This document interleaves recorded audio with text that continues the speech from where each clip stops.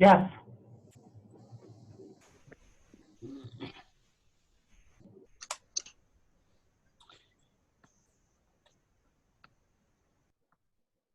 Kathy, you're going to put the Ways and Means agenda up. I have a copy in front of me, but probably most people do not. Yes, Kristen's working on that. Okay.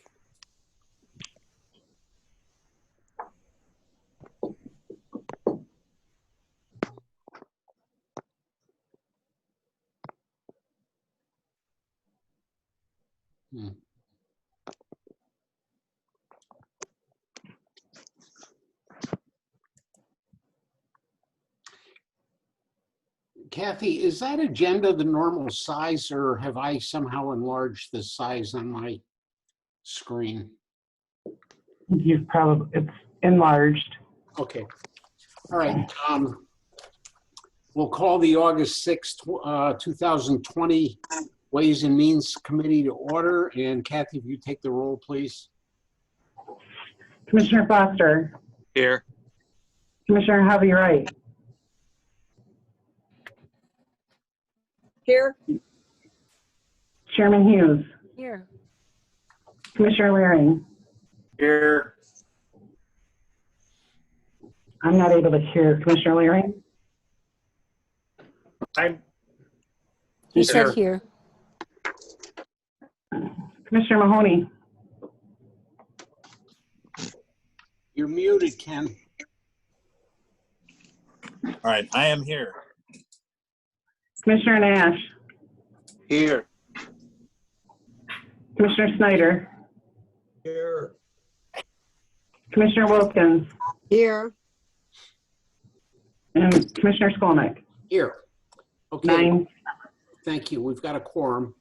The first item is the approval of the minutes of the July 21st, 2020 meeting, and I would entertain a motion to make that approval. So moved. So move. Snyder. Support. Okay, we have a motion. It's been supported. Are there any comments or corrections on the minutes? I don't see anybody, so we'll have I guess we'll have a roll call on that too, Kathy, please. Yes. Commissioner Nash. Yes. Commissioner Snyder. Yes.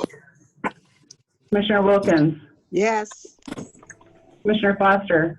Yes. Commissioner Harvey Wright. Yes. Chairman Hughes. Yes. Commissioner Laring. Yes. Commissioner Mahoney. Yes. Commissioner Skolnick. Yes. Okay. 9 yes. Thank you. The minutes are approved. The next item is public comment on an agenda item. I think there are 46 people on this call. If anyone would like to make a comment on something that's on the agenda, now is your opportunity. I'm looking. I don't see anybody. I don't see anybody either. All right. Did somebody say something? No. Okay. We'll move on to items for consideration. The first item is WM 20/08-60. It's to approve payment of the accounts payable of $21,285,886.24, covering the period of July 4th, 2020 through July 23rd, 2020, for checks, P-cards, and electronic fund transfer payments, covering the period June 1st, 2020 through June 30th, 2020, as presented by the county clerk. So moved. Support. Okay, are there any questions? Beth is here. So I have a comment. Again, I'm going to oppose this motion because there's no ability to isolate these payments, discuss them individually. I would like all payments over $100,000 to be isolated so we can debate them individually.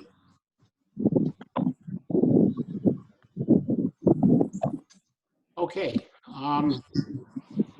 we'll vote on this, and Kathy, roll call, please. Commissioner Mahoney, Yes. Commissioner Nash, Yes. Commissioner Snyder, Yes. Commissioner Wilkins, Yes. Commissioner Foster, Yes. Sorry, yes. Commissioner Hovey Wright, Yes. Chairman Hughes, Yes. Commissioner Laring, No. Commissioner Skolnick. Yes. 8 yes, 1 no. Okay, that motion passes. The next item is WM 20/08-61 to approve the extension of the contract with MGT of America Incorporated for the preparation of the fiscal year 2021 indirect cost allocation plan and the IT rate study for $18,000 and $10,800 respectively, and to further authorize issuing requests for proposals for future years upon the completion of the fiscal year 2021 plan. So Snyder moved. seconds. Okay, we have a motion and it's been supported. Kathy, did you figure out who did what? I did. Okay, thank you. Is there any discussion on that? Bob, I have a question. Yes, go ahead. What is indirect allocation plan and rate study? What do those do? This is Beth Dick, Director of Finance. Make sure I did unmute myself, yes. What these are doing is for the indirect cost plan is basically accumulates the costs for a year of these, what we call the central service functions within the county. And those are things such as accounting, human resources, the treasurer's office, and administration, those types of departments, their costs, and then they're all pulled together in an analysis that then allocates the costs to the various other departments, where those costs are mainly accumulated within the general fund, but those departments service all other departments within the county. Some of them have grant funding that can be used to reimburse or pay or offset those costs. And others are such as enterprise funds. Those costs can be charged to those enterprise funds where the revenues that they bring in can help pay for them. So for the indirect cost plan, it's a method of basically recouping some of the costs associated with those central service functions. The IT rate study is more or less the same thing, but for the IT department, their operations, as well as all of the costs associated with our IT infrastructure. So because the IT department is outside of the general fund now, it's its own fund, that's done as a separate study, and then the indirect cost plan is done for basically all of those other central service functions I mentioned. Can I ask one other question? Does this separate out the things that would be considered normal chargebacks from things that would be unusual chargebacks, and do they get charged individually for the unusual charges? Guess I'm not sure what would be considered normal and unusual. The cost plan itself, the IT rate study does break down the various components of IT operations into their staff and those operational costs versus things like our infrastructure, and it breaks it down very specifically. The indirect cost plan is basically taking, for example, the cost of the accounting department and breaking that down between purchasing, general ledger, and what used to be payroll, but part of HR, so it'd be part of their allocation. So it breaks it down that way. I'm not sure unusual versus normal. You know what? I will ask you, I'll try and figure out exactly how to word that, and I'll get with you later on it and ask. Oh, okay. Okay, thanks. Okay. Anybody else? Kathy, roll call, please. Can you hear me? Yes. Okay, thank you. Commissioner Snyder, Yes. Commissioner Wilkins, Yes. Commissioner Foster, Yes. Commissioner Hovey Wright, Yes. Chairman Hughes, Yes. Commissioner Laring, Yes. Commissioner Mahoney, Yes. Commissioner Nash, Yes. Commissioner Skolnick, Yes. 9 yes. Okay. We can hear you, Kathy. It'd be nice if we could see you. Saving the video so it runs easily. Okay. The next item is WM 20/08-62 to waive procurement level quotes and enter into a contract with Everstream for the county's internet services. Telesystem for the county's voice over internet protocol phone services, and Granite for the county analog phone services. In the packet for this, there was an explanation and. So move. Support. All right, we've got, the motion's been supported, or there was a motion and it's been supported. Is Ivan on the phone? Yes. Yes, I am. I don't know if we talk about this. Beth, are you? No, Mr. Phillips will. Okay. Is there a question? Well, do you just want to go over it real quickly, just so everybody understands what we're doing here? Actually, Mark Hansen on the call also, and he did all the backbone work on this. I'm going to let him go ahead and give you a brief overview. Mark, could you please? Thank you. Can you all hear me? Yes. Okay, Mark Hansen, IT manager for Muskegon County. We have been looking at providing a redundant internet connection for the county so that we had 2 points of contact to the internet in case one went down, we'd be able to continue doing business. We got quotes from several companies on that. The best deal on that with the quotes attached to this was from Everstream. It will allow us to increase our internet bandwidth from 120 megs to 1,000 megs, and as well as give us 2 points of contact to the internet.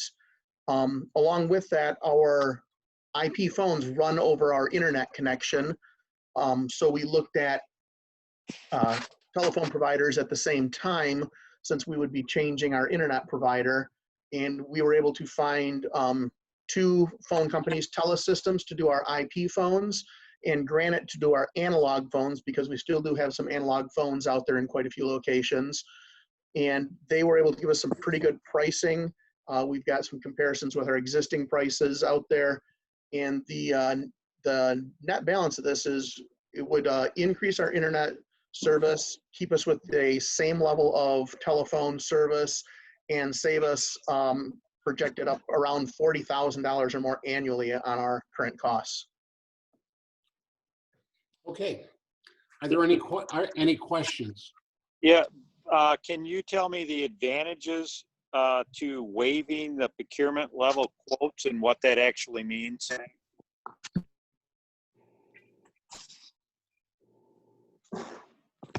Sure. You know, we started looking at this, and we were looking at internet, and the internet falls underneath the normal $25,000 limit where we're required to go out and get the procurement level quotes.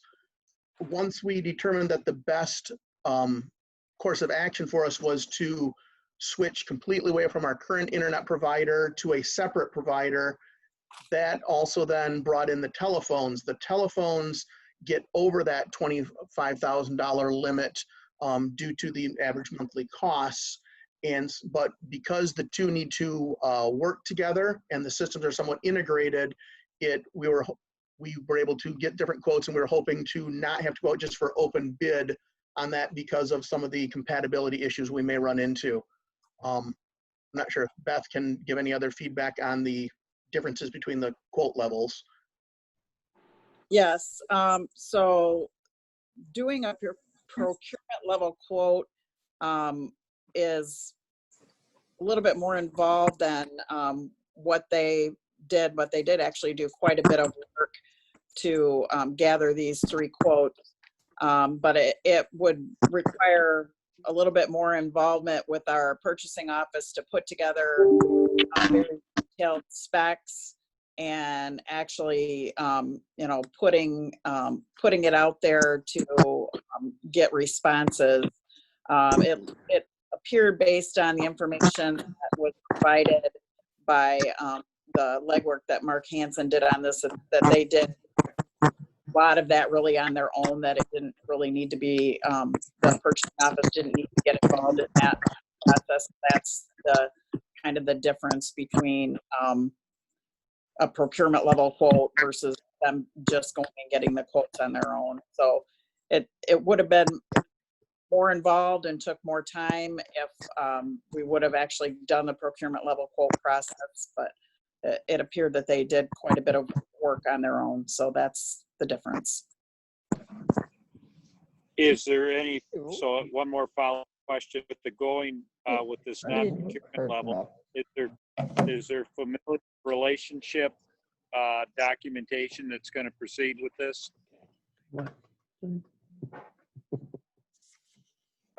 I'm sorry, I didn't hear the first part of your question.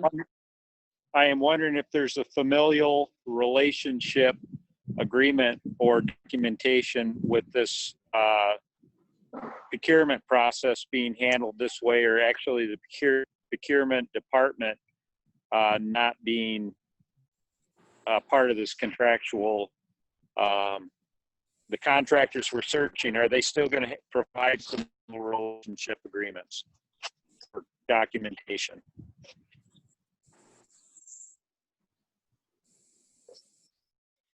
Are they providing actual contracts or agreements? Is that what you're asking? No, I'm wondering if, so a familial agreement means, I'm wondering if there's any connection to these contractors or service providers that have a familial relationship with the department.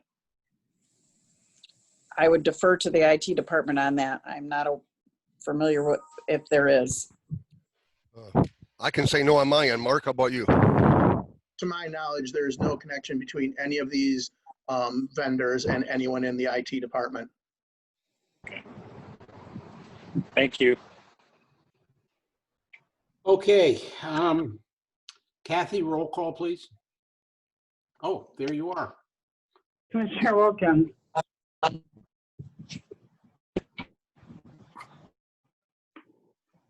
Rilstein, can you hear?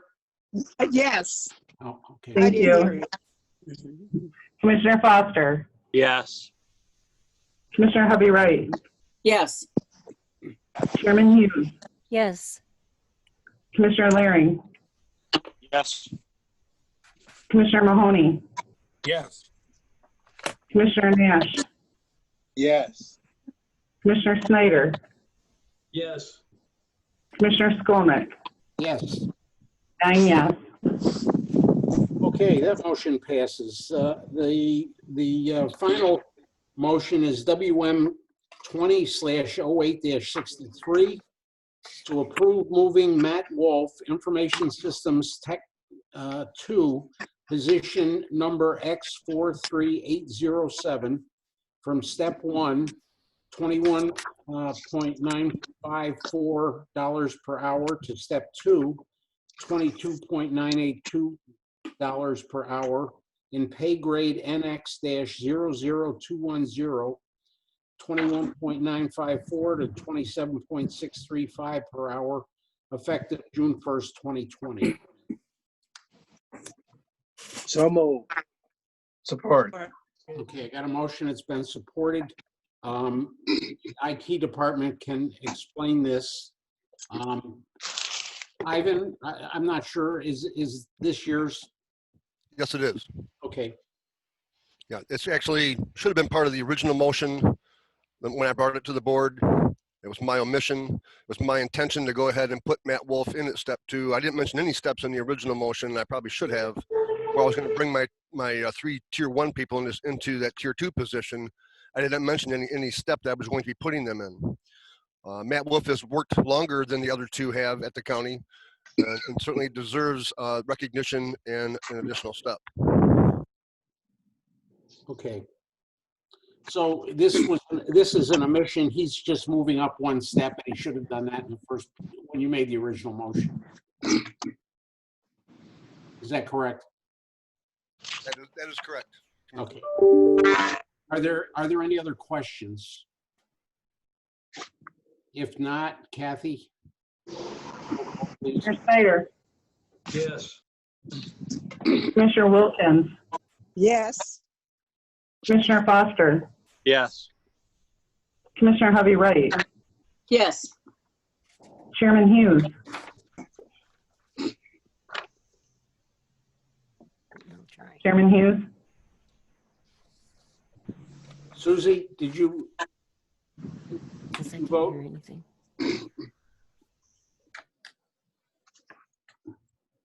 Kathy, she might have lost her connection. That happens occasionally. I'll come back to her. Commissioner Laring, Yes. Commissioner Mahoney, Yes. Commissioner Nash, Yes. Chairman Hughes, and Commissioner Skolnick. Yes. That would be 8 yes. Okay. I don't know. Chairman Hughes, a little box around her name lit up, which means she was there, but I couldn't hear anything, and she's not muted. So, okay. The next item is old business. Is there any old business that anyone would like to bring? Marcia? Yes, I do. To follow up with the racism resolution, declaring racism as a health crisis, I noted, I think we need to do something. That's a policy, but we need to make it, we need to evaluate our systems, et cetera, and follow up. And the governor just put out some policies at the state level, which include implicit bias training of staff on a regular basis, current and future staff. And so I would ask the administration to follow up on that, and we'll see what comes out of it. Okay, So Mark. it's basically taking the policy and moving it into action. Yeah, Chairman, this is Mark Eisenbarth. In that document, we talked about Social Justice Commission and being a part of them. We have checked with them and they have not met because of COVID. So that's one avenue of it. And then I can have Kristen Wade provide the other training that we currently do. And if the board sees that we need to do more or different topics, we can discuss with them too. But I can have a report generated by Mrs. Wade to show what we're currently doing. Okay. All right. Any other old business? Commissioner Skolnick. Yes. I would make a recommendation that the administrator connect with the governor to see how that executive order would be able to connect with the local municipalities to see how we could somehow integrate or develop a partnership in what they're trying to do with the state, with the local county. You know, I heard about that. It was strictly an executive order, and I think she formed some kind of a commission that involved the lieutenant governor. And Correct. I think what we need to do is see what they're doing and see how that relates to us. I don't know that they've taken any like positive or concrete action on it yet. Correct. That was No, the it was executive just directive, introduced. Yeah. 2020-9 and executive order 162 to 163. So yes, we can look into that. This is Commissioner Hughes. I have a comment. Yes.